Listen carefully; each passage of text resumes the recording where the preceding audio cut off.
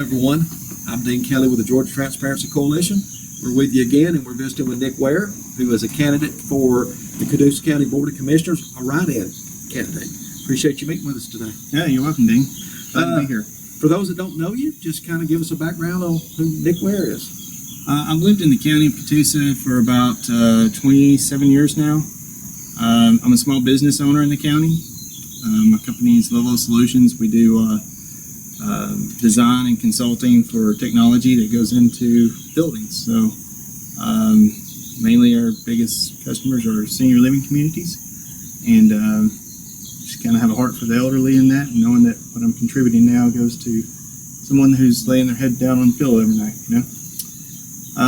Also in the county, we've been pretty avid about going around the community. We've got an outreach kind of program, top thing that we do with other people with disabilities and stuff. So, we've just been pretty much just a small business owner over the last 4 years, and we just have a heart. I myself have a heart for small business owners and the elderly, and also the people with disabilities. So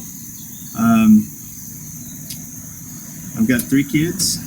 I'm a homeschool parent, so we homeschool our kids as well.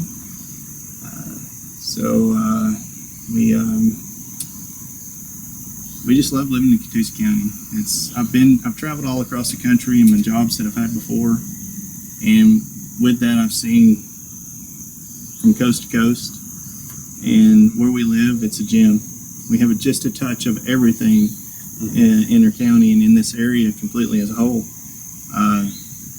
But it's just great having that small town feel. You're close enough to a larger city with Chattanooga where you have those luxuries there that would, if you want to partake in that, right? So big city's not my thing, but small town, small county, that's where I'm at. I'm pretty much a constitutional conservative.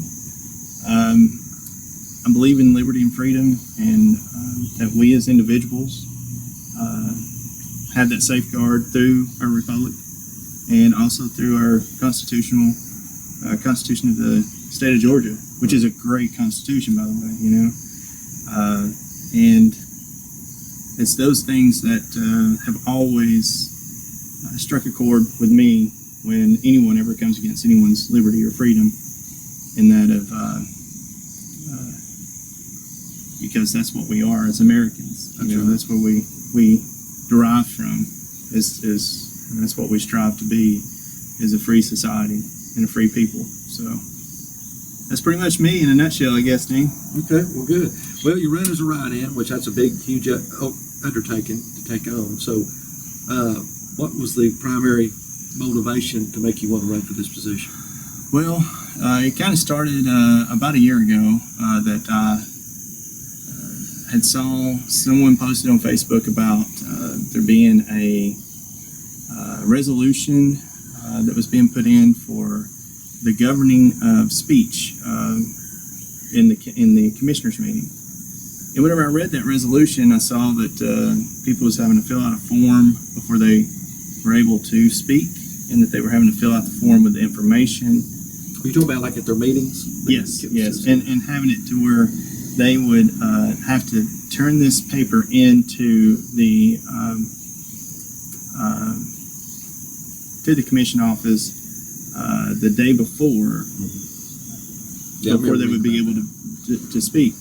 Well, like I said, I have a heart for the elderly and I have a heart for the disabled, and I know that a lot of elderly people don't have computers, so they can't just send it or fax it or email it to them. So that means that they would have to drive down in their car to be able to take this piece of paper and hand it to that clerk, so that then that way they had to drive back down the next day to be able to speak in the meeting. I didn't think that was right, and it was impeding upon our freedom of the First Amendment, right? So I went down and shared with the guys, the Constitution, shared with the guys the Constitution of Georgia that they were sworn into to protect and uphold. And there was some, they had their meeting, and with their meeting they changed it around a bit to where then it's just a piece of paper that you just sign in whenever you get there on the Tuesday meeting, and that with that it's just 3 items, not swearing, cursing, or whatever. You got 5 minutes to speak, and that you're not to call out county employees, which county employees are still our government. Yeah. I wouldn't call myself personally. I would never call someone out as their name. If they are a county employee, if you want to do that, call them out by their title, because that title belongs to that of the county. And with the county government, that is your government. And you as a shareholder in this county have the right to petition your government, according to the First Amendment anyway. So this went on for a little bit, and it was supposed to go in for 6-month period, for a trial period. It came up in January in 5 months. They voted it through, and now it's passed, the resolution. I did have 200 signatures on the weekend before it had first enacted it, and those 200 signatures just didn't count. So a little frustrated there, but knowing that it's just a resolution and not a law,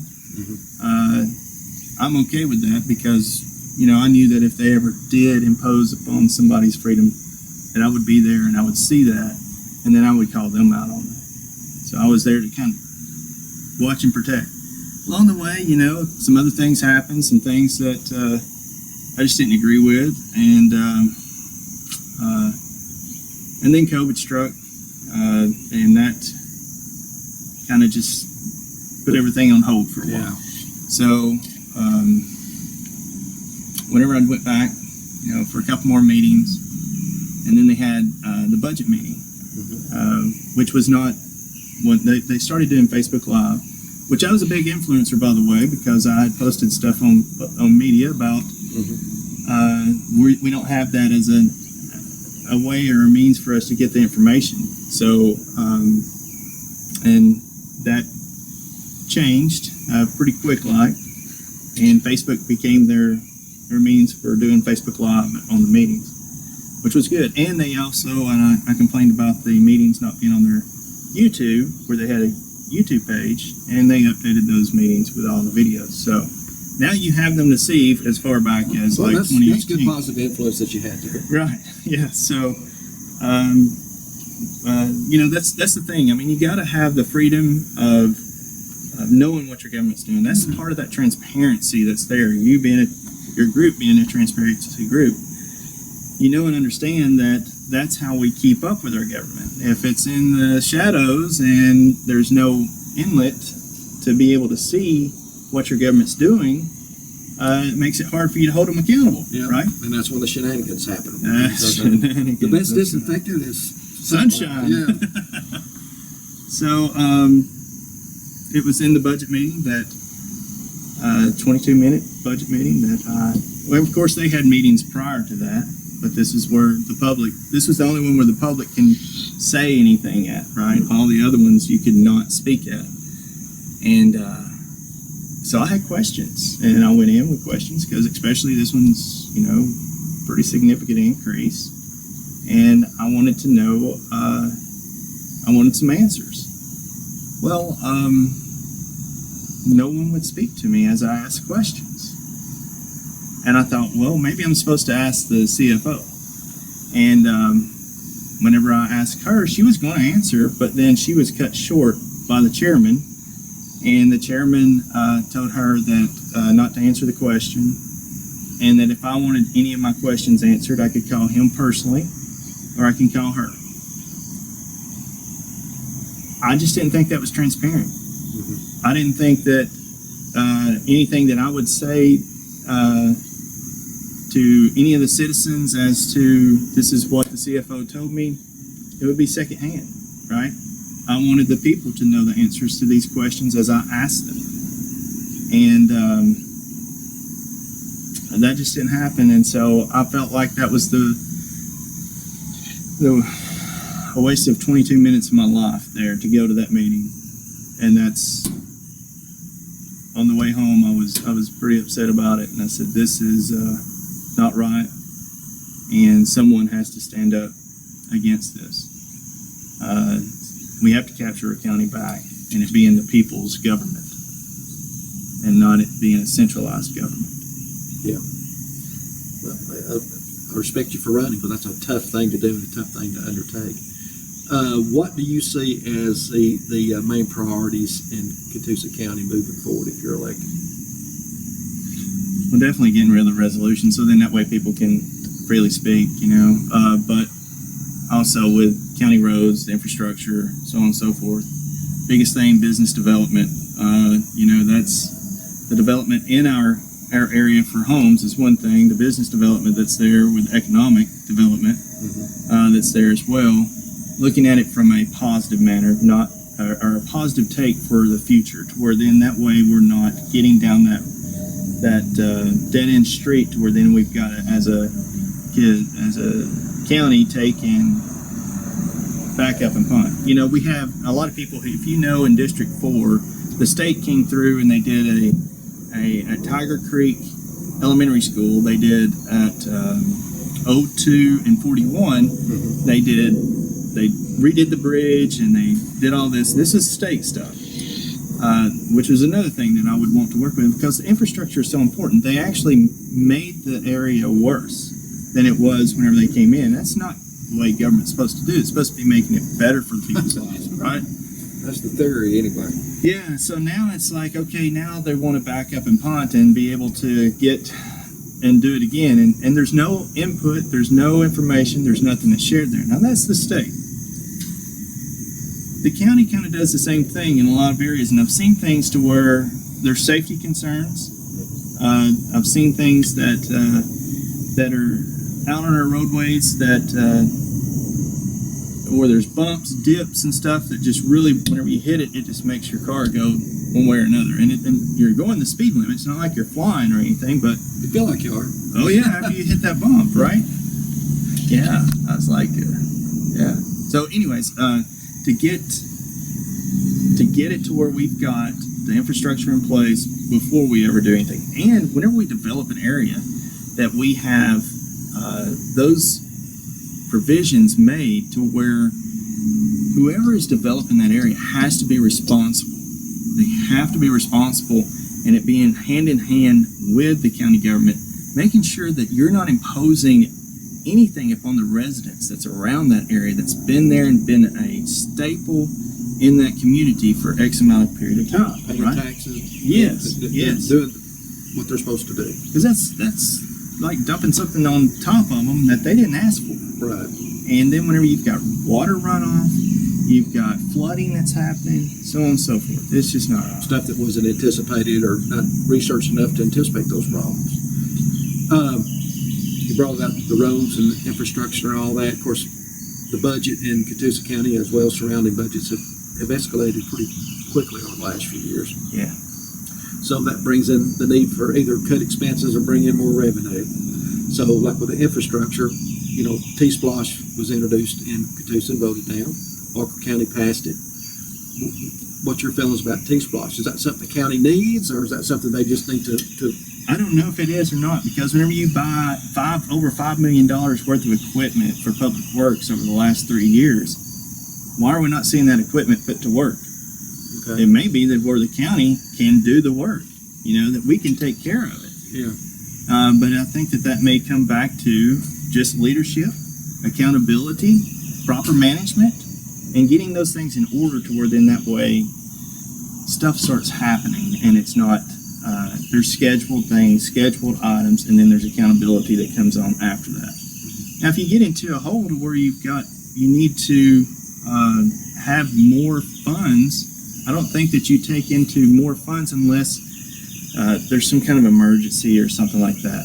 At that point, you take in, if you had to do a SPLOST, that means that you've got to have that project listed and knowing that it's been engineered and looked at properly to where it's budgeted properly, and we're not asking, $10 million for a $1 million project.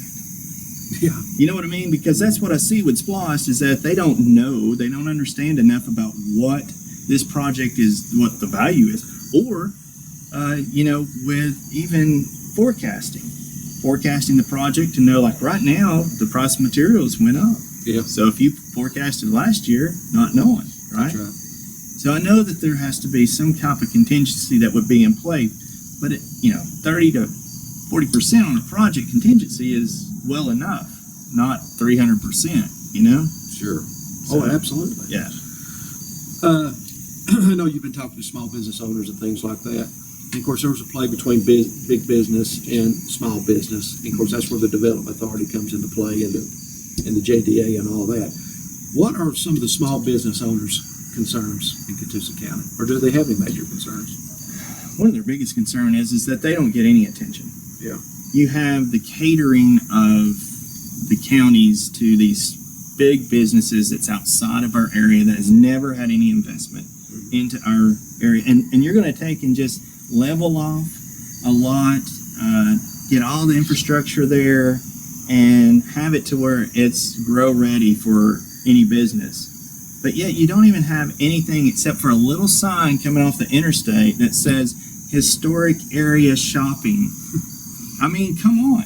I mean, that's ridiculous. I mean, that's a kick in the face to small business owners that are in these little cities. And been here forever, paying their taxes, doing the right thing. And are investing into the community. They're paying their taxes. They're also taking in, like, for sports, they're That's sponsoring things for the nonprofits that's around. They give to the nonprofits.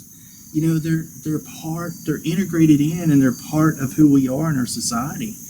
And they're not getting anything out of this of their government. And so I say that if the government doesn't give the small business owners anything, then they don't do it for the large. Yeah, picking and choosing, They winners and losers. That's right. Because whenever you bring in a large company, and if you've got small companies that's within that geographical area, and they do the same thing, Yeah. guess what happens to the small companies? He's gone. Yeah. And like, I was on another interview yesterday, and they were talking about how, it brings 100 or 200 jobs, and we need those jobs. Well, if you really think about it, if you want to put all your eggs in one basket whenever that company decides to pull out, well, now you've lost 100 or 200 jobs. Yeah. But if you take and diverse it and have some diversification there to where this small business, you help these small businesses, and now you've got 20 small businesses that employ 200 people, and you lose one small business, you didn't lose 200 jobs. It just makes sense. It's economics, and it just seems like it should be that simple, but it's not. They don't look at it like that, because it's a reward for them to know that we brought something in, and it's a puffing up and saying, look what I did, right? Yeah, and a lot of times the price that we pay in tax abatements and the property giveaways and all that is not worth the jobs that they create. When you sit there and divide it per job, how much money is being given away. That's right. For those jobs. That's right. Mm-hmm. So as you look down the future for Catoosa County in the next 5 or 10 years, what do you see being the problems and possibly the solutions, or things that's going to have to be negotiated as we move forward? I say 5 to 10 years, it's going to be technology. Because as we're looking in industry coming in, automation is the future. Whether you like it or not, the only thing you have to do is go to your grocery store and see how many cashiers that you no longer have in empty lines that's there, and you see this one corral to where it takes and brings 6 people in that they can scan their own items, and there's one person to help you if something messes up. That's automation. Yeah. And that's what one machine can take 10 jobs, period. And you cannot stop it, because it is something that is part of the future. And businesses look at this from a standpoint of being efficient, because that machine doesn't have to take breaks. Yeah. That machine does not have days off. That machine doesn't gripe about working extended hours. So there's nothing that you can do against that, except this, is that you can take and you can say and have contract negotiations that's there and in place as to that this is the employment time period that you will provide these type of things. If you are coming into this community, you're going to have to actually invest in the people as well, and this is where you'll hold those businesses accountable. If not, then just still have the diversification. Automation is not a bad thing, but still have the diversification there. You know, we have the